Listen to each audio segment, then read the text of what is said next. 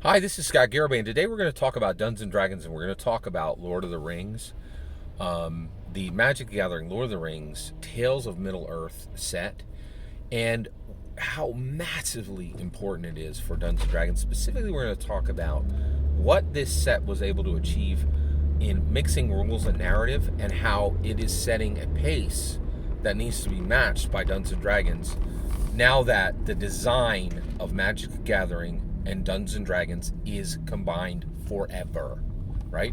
So Dungeons and Dragons is never designed separately from the. Actually, the first time it really came was Planescape Dominaria. I think it was 2016 by James Wyatt. He said, "Never, ever, ever will Dungeons and Dragons be separate from Magic the Gathering going forward, and forever forward, both the narrative and the rules will be mixed, right?" And that's where we are right now.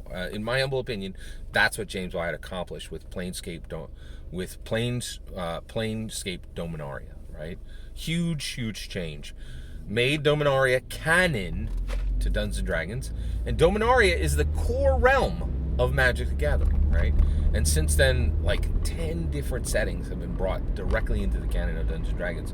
And to be clear, literally the design teams of Dungeons and Dragons and the design team of Magic the Gathering have worked closely, very closely together, right?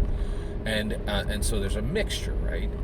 And one of the things, one, I was incredibly blessed. I played in the Magic the Gathering, Lord of the Rings, Tales of the Middle Earth pre-release, and it was an event, right? And if you missed it, you missed something special.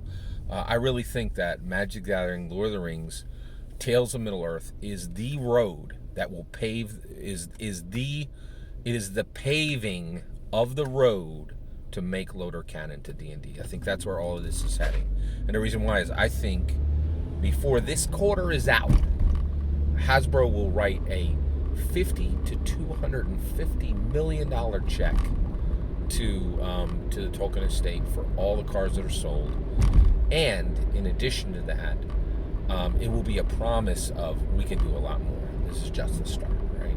And I think Dungeons and Dragons is going to be a part of that massive expansion, right?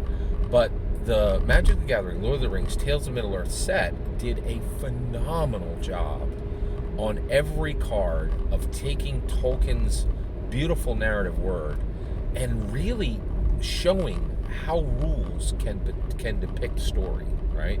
So Gary Gygax, he slammed the gauntlet down and said, we're going to systematize every, what is a unicorn, right? Well, a unicorn has 80 hit points. It's a magical creature. It has a horn, and if you get that horn and you grind it up, you can maximize all the spell points. He made a mechanical structure for narrative elements, right? And now, Magic the Gathering, Lord of the Rings, Tales of Middle Earth is pushing that to a degree that has never been seen before. And the rules, the rules mechanics are married so beautifully to the Loader story elements. I've never seen anything like it. It is a thing of beauty, right?